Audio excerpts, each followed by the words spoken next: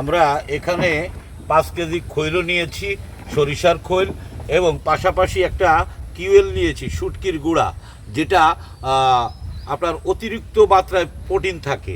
একটি fish grower দিচ্ছি, অর্থাৎ ফিশ গ্রোথ। আপনি প্রতিষ্ঠিত কোম্পানির ফিশ গ্রোথ দিতে পারেন। এক একটি প্যাকেটে এটা 2.5 কেজি পরিমাণ আছে।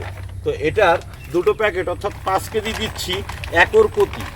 100% জন্য আমরা 5 কেজি খোল, 5 কেজি কিউএল আর 5 কেজি এই ফিশ গ্রোথ দিলাম।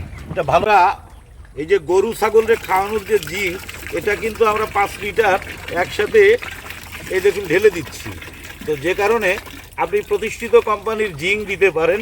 এই জিঙ্কটি আপনার মাছের গায়ের উজ্জ্বলতা এবং স্বাস্থ্যেরও কিছু উন্নতি ঘটাবে।